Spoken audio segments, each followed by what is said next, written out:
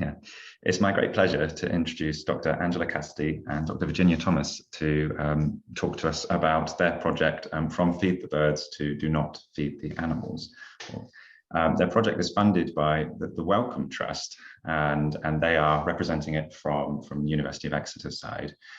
So Angela's background is in how science and technology studies and contemporary history of science come to kind of produce science, basically. So seeing how these different projects, well, different aspects of science come together in a kind of interdisciplinary way, and also how science is communicated, interpreted, and contested across the wider public sphere. And there's a particular focus on these issues during public controversies, and your background has also kind of focused on One Health specifically as one of these issues, right? So yeah, that's one of the cases anyway.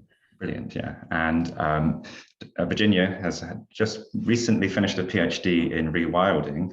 She was previously a vet nurse before that, and now she's working on this project, specifically looking at conservation feeding. So it's my great pleasure to have you here today, and thank you for joining us. And yeah, I'll just go into the first question. So can you describe your research project and the issues that you aim to address in it? You start. Yeah, these are the easy ones. We're looking at why people feed animals when they don't have to, basically. So we all know, well, why we do it and what that does. So when we feed working animals or production animals, there's a reason for doing it. It's because we want something in exchange. And anyone who's got a pet knows they get something in exchange, but it's much less tangible. It's not really a transaction. So why do we feed pets? Why do we feed wild birds or garden birds? Why do we like feeding pigeons? And I mean, feeding animals is something that sort of most people will have an experience of and know that they like doing and know that they enjoy, but they probably couldn't quite tell you why they do it. And it's also quite difficult to say exactly what you get from it. And all the studies about it having these sort of positive well-being benefits are still quite contested. There've been some studies that prove it, or support's a better term, but others that haven't found any evidence of that. And there is some real strong evidence that when we're feeding wild species, we're actually doing them harm. So it's this really interesting human-animal relationship that we're not quite sure why we do it, we're not quite sure what it does to us, and we're really not sure that it does to them what we think it's doing, and certainly not what we intend it to do. Yeah, and also there's the we in that is kind of interesting, because on the one hand, what we know from archaeology and anthropology and so on is that there's not actually that many things that you can really comfortably say people do across time and across cultures. You know, that's a big problem, and it's really contested. But feeding other animals does seem to be, you know, I'd hesitate to call it a proper universal, but it's close to. But which animals are being fed and why and what the feeding involves and what it means is really, really different. So there's also a really interesting thing within and across the project about what the we is and who humans might be, or people or societies as well. It's kind of another aspect to it. But yes, the key thing is that, you know, the kids kind of chasing around the pigeon trying to give it a piece of bread. It's a thing. Yeah. It's one of those. There are certain projects where when you talk about the project, people are kind of like, oh, that's nice. And then there are other projects where people are like, oh my God. And then they'll immediately tell you a story that's about the project. And this is one of those seconds, which I think is also evidence in a strange kind of way. Yeah, yeah. And your project, although you're kind of more of the anthropology or sociology angle of the project, is something which brings together lots of different disciplines, isn't it? Could you just tell us what the other disciplines involved in the broader project are? I'll do the list. Yeah. So I think probably it's safe to say the core of the project is archaeology. So the PI on the project is a zooarchaeologist, and we have another team at Exeter, the archaeology team, who basically look at animal bones. And we also have a second archaeology team who do isotope chemistry. So they're, even in and of themselves, they're sort of interdisciplinary. So Stuart, I think, probably has training as a chemist, but he's in an archaeology department. And then sometimes they also collaborate with geneticists, although we don't have genetics on the project. So yeah, we've got sort of two different flavors of archaeology. We've got a zoology group who are based in the National Museum of Scotland. So they are kind of, in some ways, quite old school zoology. So they're looking at morphology and bones and evolution and things like that. And then we have an anthropology team as well at Roehampton, who do sort of deep ethnographic work, I think is probably the best way of putting it, of hanging out with people who are hanging out with animals. And then our group is in and of itself really interdisciplinary. So individually, we've kind of all meandered around different disciplines as we go. In terms of the projects themselves, some of them are historical, some of them are contemporary, some of them are doing a bit of both. So yeah, you know, we've got the 5 kind of core work packages, if you call it that, although with Welcome Projects, it's not quite like that. But even within each group, there's quite a lot of kind of multiple disciplines going on. And the point of that was that animal feeding is such a broad topic, and as Angela said in answer to the first question, it seems to be something that's done sort of across time and across place. Yeah. But you couldn't just look at it from a single discipline and get the answer. You needed all these different perspectives on it, and different time perspectives on it. And this is, you know, the sort of point of our conversation today, you couldn't just look at it from different disciplines within academia. You also had to go beyond academia to kind of fully understand what we were interested in. Absolutely. It's like you say, it's that kind of, you know, almost universal aspect of your research, is that regardless of what discipline you're in, there's going to be some way that it relates to what you're doing. And can I ask how it originated as a kind of original idea? So I think the real origin is basically Naomi. So Naomi Sykes, who's the PI, I think had this idea. But the first I learned of it was via another colleague in ecology who ended up not being on the project but knew both of us. And Naomi had come to Exeter and she was beginning to work up this idea, and we were introduced. We sat down and had lunch and talked about partly about animal feeding, but also just all those oddities and complexities of human-animal relationships, and particularly the kind of the contradictions, the way that when humans are hanging out with animals, they think they're doing one thing, but actually something else is happening. And then a third group of people think something completely different is happening, which partly came out of, because my previous study had been a history of the badger culling controversy, which is all about those kind of conflicting views.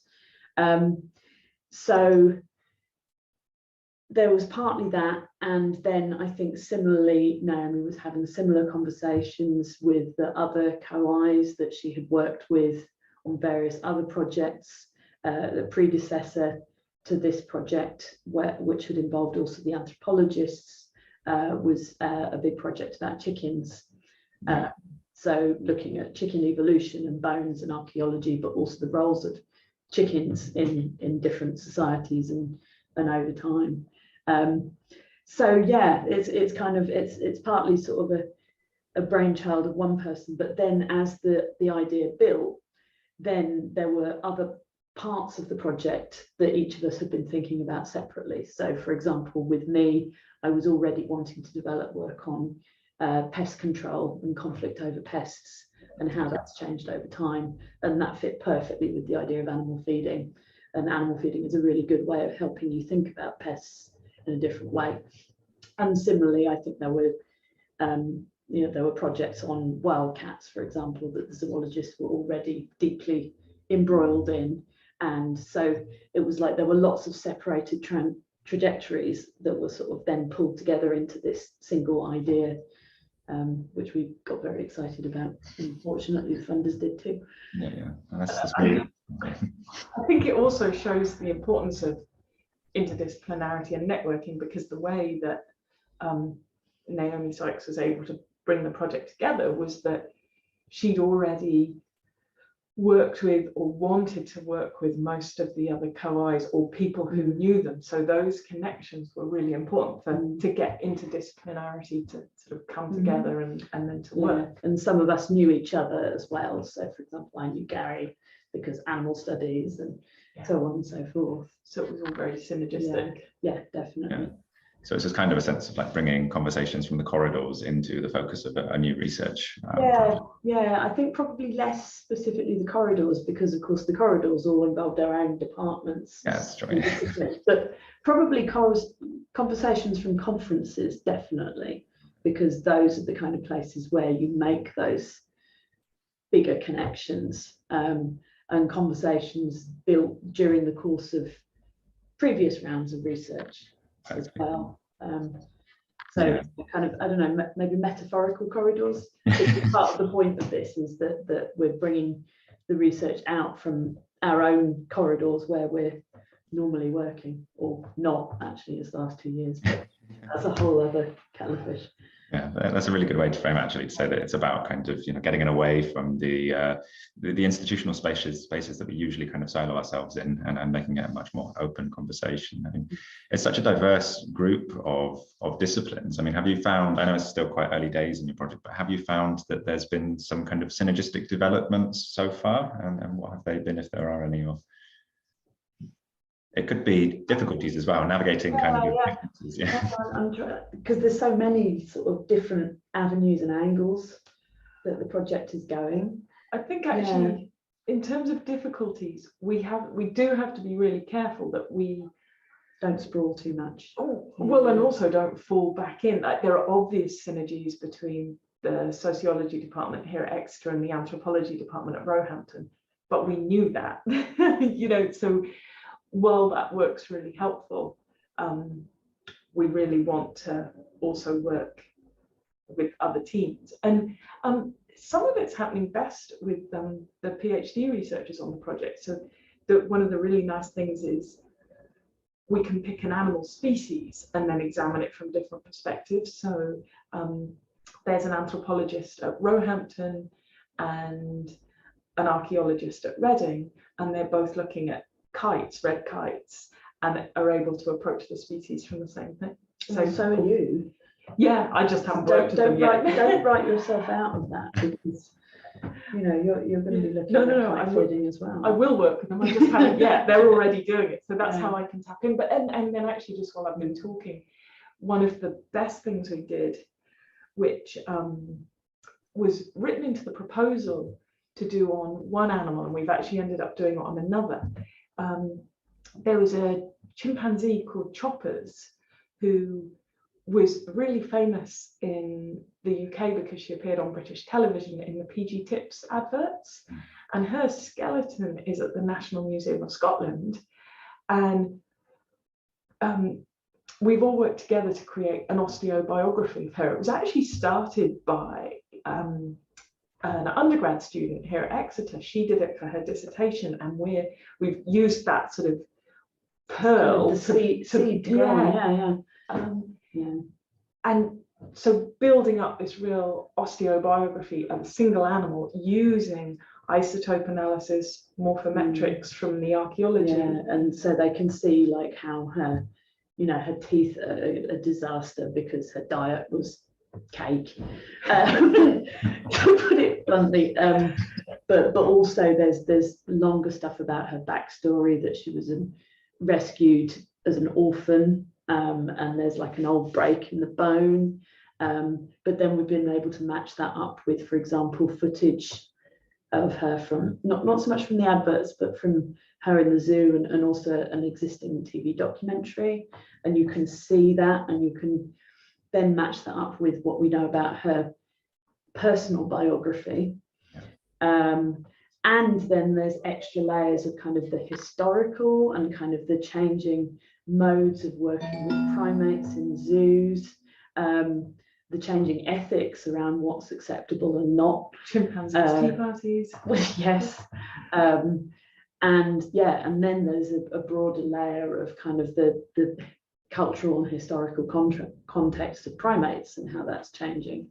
So it's just such a beautiful example of kind of the layering of different understandings, and how that can be about an individual as an individual that you can tell their story at, but also an individual as representative of, for example, a zoo population, and compare that with a wild animal. Yeah, it's awesome. Yeah, I can definitely see that. So it kind of Really builds. enjoyed working on that. Yeah, it builds between your different disciplines and gives you kind of new areas of study to focus on, and new questions to explore. And then also that they are more broadly relevant to your fields, separate from the case study as well. So it's kind of bringing new dimensions to the way you can do your research, collectively in other areas of your fields as well, which sounds fantastic. So you have quite a big stakeholder network, and I just wanted to know how you went about selecting that network to begin with. I'm not sure selecting is the right word. Again, it's more like growing. So initially, when we put together the proposal, so we had like the 5 research groups, and then we also had a number of stakeholder partners, like formal partners, who are working with us, and we're working with and for them. And so, for example, down the line, we'll be running workshops with them, and hopefully, eventually, if we get to do things like exhibitions, because a lot of those partners are museums and zoos and so on. So we had them, and then we also had the idea of the research network. And the idea with the research network was that it would be something beyond your usual sort of advisory board, where, like, you have half a dozen people who might be, eminent academics in the area, and they would meet once a year and tell you wise things about the project and then go away. The idea was that it would be much more expansive, and also very, very specifically not be either an expert group or a stakeholder group. So it includes academics, and particularly academics who are not in the disciplines that are actually in the project.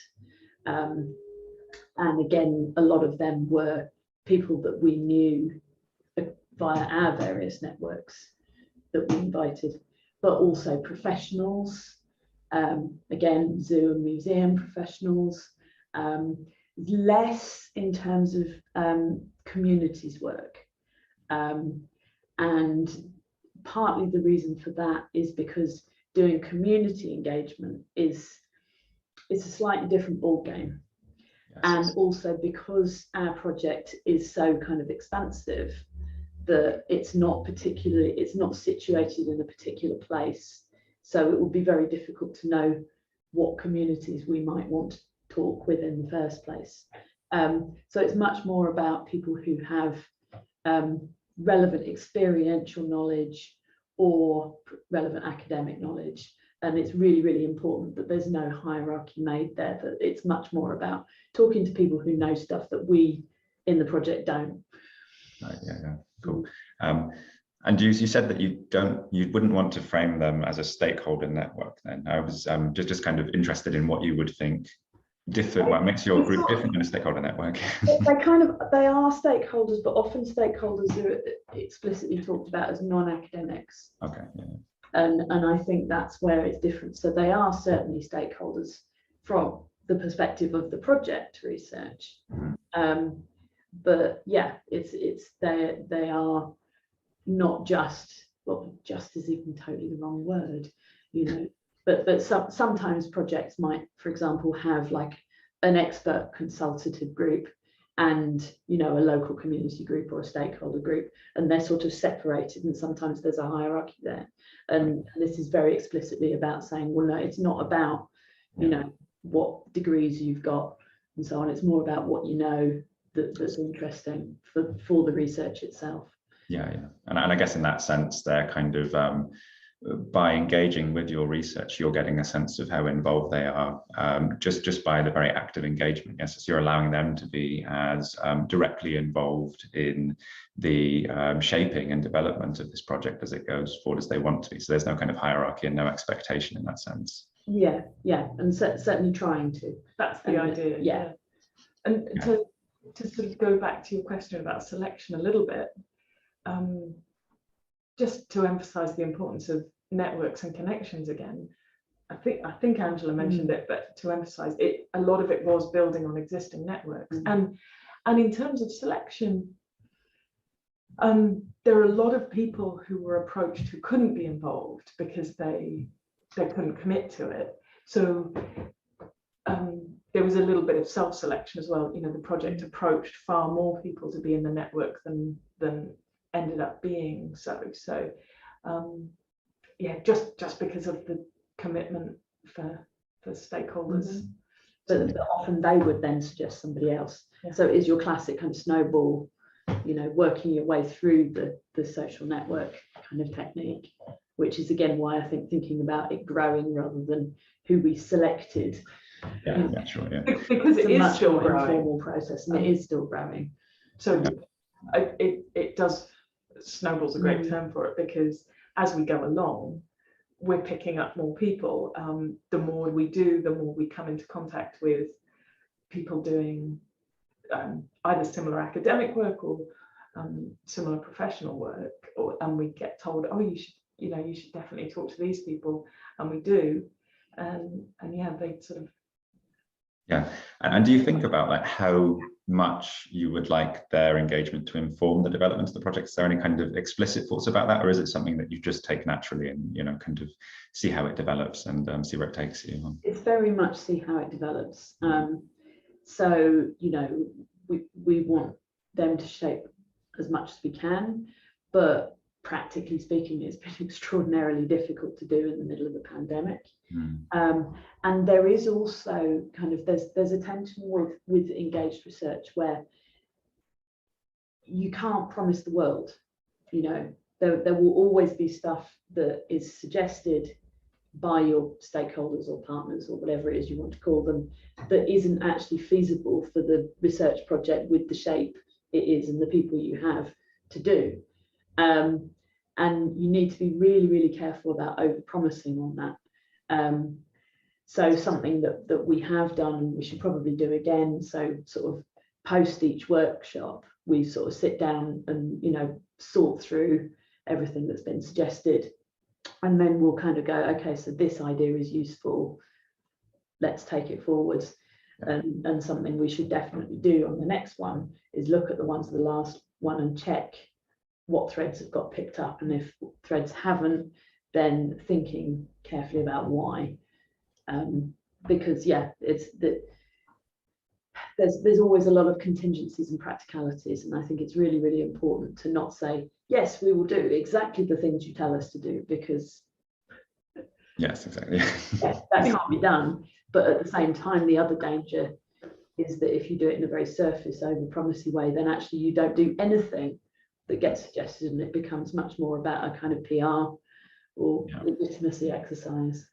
That is the point with engaged research, though, is that stakeholders inform the research at every stage. So they inform the questions, then they inform the research process as it develops, and then they inform the analysis and dissemination of results. So we're now at the sort of the core part of that, and so we had our scoping networks, workshops, network workshops, and now we're having work in progress ones, so that Well, hopefully we we'll haven't had any yet. just about to, so that we sort of say where we're at and get feedback on that direction. Yeah. And one of the measurements of workshop success is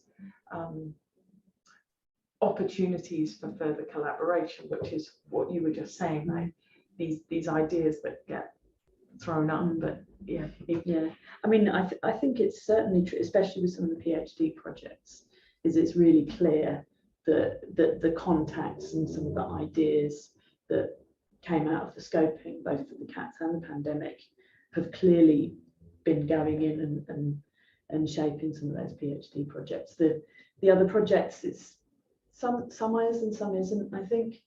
And it's always, you would like there to be more input, but that's not always possible, and it's always a to and fro, you know. Yeah. And I guess there's that sense of kind of, when you're talking about over-promising, it's different promises for different people as well. You know, so for instance, you know, you've made a certain set of promises to welcome, you know, in the sense of you know, creating the application and being awarded the funding for it. You've got a sense in which you have developed a set of kind of guiding principles which are going to you know, loosely shape your research, but not in a way that, like you say, you know, if you were far too committed to the principles that you put in the funding application, you may lose the potential possibilities which are created through stakeholder engagement. So it's and at the same time, you know, your stakeholders may be asking you to have different kind of promises to them, and you have to, you know, kind of marry that up with your original, you know, research intentions. Yeah. And it's a nice thing about working with Wellcome is that their understanding of research is quite organic, and so that helps, because you can build that sort of uncertainty into the proposal in the first place. Yeah. So I have a question about managing the stakeholders, but I don't think it's that relevant anymore, because it sounds like, you know, it was more that you do have an awful lot of stakeholders on your website, and I was wondering how you kind of prioritize and structure and manage them, and it seems. No, I mean, it is. We'll run a workshop on a theme. We'll either send the invite to the entire network or to specific people depending on the theme, and then we'll see who shows up. Yes. Yeah. And so it's really not a matter of managing them. It's a matter of seeing who is interested and is able to give time. Yeah. And I think particularly because of the nature of the stakeholders we have and the research network, a lot of people work for NGOs or museums, organisations where they're really pressed for money and time. Yes. Yeah. So it's not a matter of directing them. It's more a matter of opening the door and hoping that they can contribute. Yeah. So I mean, management's probably too strong a word for it. I think you're right with the themes. So there's an element of self-management too, because and species are the important thing. A particular animal or group of animals will center our workshops around a species or an individual animal, even, or a type of interaction. Yeah, so zoos or pests or garden birds or wildlife, and then the members of our network who are interested in that will participate in that. So there is some self-management, and a management from us, as far as it goes, is in selecting the theme, and possibly, as Angela said, we might target specific people in our network that we know have expertise in that area. And I suppose a lot of that is where we hold the workshops, because the way we're doing it is some of them are held at Exeter. Well, actually, so far they've been held online, but in theory, you know, some might be held in traditional neutral university space. But then the idea is that we'll go to our partner organisations and hold workshops there relevant to them, and that allow us to really engage with them and their wider communities, and what it is particularly they need. That's the plan. But the scoping ones did happen online, and in some ways that was good, I think, because it meant that it wasn't about a particular place. So originally the first scoping one should have been happening at Exeter, but instead we had two different ones and they happened online, and it kind of neutralizes that. Yeah, So real if an democratization. in-person one, you would have all those things about people coming to a university campus and whether they were comfortable with it and physically getting them there and so on and so forth. Whereas with a virtual space, it's just a virtual space. And that's got advantages and disadvantages, I think. And it's important to say that you have a forthcoming article on kind of running these workshops during COVID, which, well, once it's published, I'll put a link in the page for this so people can access that. But it's a really interesting article. So it's that sense of having reflection about the kind of benefits and difficulties of doing this kind of engaged research during a time when, you know, lockdowns are in force and you can't have in-person meetings. It was something we didn't expect. There are lots of projects that have started since COVID-19, so they factored this in. We were granted funding just before the COVID-19 pandemic hit the UK, so we were, you know, in all honesty, literally we got the email in a matter of weeks before the lockdown started. Yeah. But there are definite definite benefits and disbenefits from it. Some really positive things. Hannah. Okay. Yeah, absolutely. So I was going to ask, what have the rewards and obstacles been from your stakeholder engagement to this point? So has there been anything which has been like notably like successful from it, or has there been anything that you've struggled with in a sense or had to navigate around? I think the online workshops is probably the answer to both of those. You know, I mean, they're such hard work. Yeah, it's interesting that you would think, and I've anecdotally heard other people say this, you would think organising something online would be simpler than organising something in person, but it's so much harder. There's different logistics to it. Yeah. And I think especially with the online part, it's managing the event itself as it's happening is the part where it gets really labour intensive, as well as also thinking out how it's going to work in a virtual space before you've done it. And that's the part that's really labour intensive. On the other hand, it means, yeah, you don't have to worry about the lunch menu and whether people are going to have an argument about what the food is, and you don't have to worry about getting people physically there and booking rooms and all of that stuff. But you do have to think really hard about the fact that you're going to need at least 2 chairs for every session. But if you don't support people to interact, then they will switch their cameras off and disengage. So there's all sorts of stuff like that. And that's what makes it really, really, really hard. And I think super stressful because you don't quite know what you're doing either. Yeah, stuff that happens naturally when you have an in-person meeting takes a lot more work when you're doing it online. So the stuff that you take for granted, you suddenly can't take for granted anymore. Yeah, and I guess that also reflects that it's a skill set that you don't have, right? So it's those things that come naturally to in-person communication because you're used to doing it, whereas, you know, maybe it was important to think about getting kind of online facilitators in for, well, some of these things, if we, you know, could do it again, in the sense that it's just a different space that us as academics are not used to, at least. So yeah, although because I was teaching at the same time, so essentially there was this insane learning curve. Yeah, having to flip to online learning, which then, and that happened before we ran the workshops, so then there was sort of an immediate, okay, so I've figured out all of these things and some of this works and some of it doesn't, and it's really, really hard, but let's, you know, take that learning and move it into an engagement space. And I think that helped. I mean, certainly some of the concrete stuff like Padlet, for example, I learned how to use. Well, actually, no, I had learned how to use Padlet before. I was using it before the pandemic. Sorry, but yeah, there's kind of a synergy there, and some of it is unfamiliar and some of it's familiar, but you've used it differently. And then, of course, you're trying to do this for all your colleagues in the project, who you know it's really unfamiliar for, and then this wider group of people that you've invited in, and so there's kind of an emotional responsibility as well. Yeah, and yeah, Ginny was the one who was actually doing a lot of the real logistics and mapping out who's doing what, when and where and so on, which was awesome.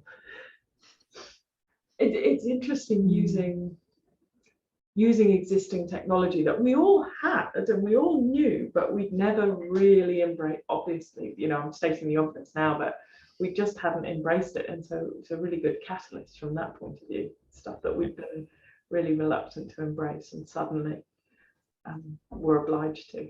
Yeah. And you use lots of different platforms, right, in your research. So you were also thinking about the connotations associated with different spaces. So you used like Zoom and Gather Town as a way of having like more social elements to your workshops. And like you say, Padlet is something that people may have. It's something more interactive for people to use in a sense, isn't it? Because you use that instead of the comments in your YouTube videos. Is that correct? Yeah. Yes, it was a real blend of stuff. YouTube was pretty well familiar to most people, I would say. But although making the films wasn't. Oh no, that's true. So we made these films, and they're partly films and partly basically academic PowerPoint things, and you know, and there's dodgy camera phone footage of me going to the vets and all sorts of stuff. You know, that's completely unprofessional. But the feedback we got was that it worked. Yeah, just jumping around a bit, having stuff for people to watch in advance of a workshop is really helpful, so that they're not coming in cold, and also so that you don't take up valuable online time, you know, just talking at people. We all know how exhausting being online is. So what you want to do is save that time for the really valuable interactions, not just for telling people things. Yeah, so that sense of a synchronous or an asynchronous engaging short video can save a lot of time in a workshop, because it gives everybody a baseline, basically. Yeah. Brilliant. Okay, so I have one final question, and it's kind of so from your experience working with stakeholders, have you learned any lessons or tips about identifying appropriate stakeholders? I'm guessing I have a sense of how you may answer this, or engaging or managing stakeholders, or even kind of knowing like signs to maybe disengage with certain stakeholders in a kind of effective way. Have you got any tips for anyone who's thinking of engaging in stakeholder research in that sense? So. Yeah, I mean, I don't know. I think the biggest thing is the things that didn't work, either because we hadn't engaged sufficiently and so like timing was bad, or there's, you know, we tried to do a collaborative lit review, but clearly nobody had time to give us to do that kind of thing. So, because originally we thought it'd be great, you know, we've got to review all this literature from all these different disciplines, get the input from other people, and then it's another form of interaction. No, you know, nobody had time for that. And there's been a number of other things where, particularly around timing, because while we're engaging, it is still quite attenuated and it's very episodic, you know. So whereas a project that's, say, only got a much smaller number of stakeholders and they're working very closely, they'll be kind of in touch all the time, they'll physically be together, so on and so forth. Because that's not happening, we're still dropping balls, you know. And yeah, I think there's also kind of trying to, it's something, you know, in theory that you're asking for people's time, but it's very easy to forget in practice, and that the working rhythms of being an academic are very different to many professions as well. So there's stuff like that, but to a certain extent you don't know that until you've fallen over it. So I don't know how helpful that is. Maybe you've got something more coherent to say. Very similar, just the balance between how much you're asking people. You can think you're not asking very much, but actually you're asking a lot.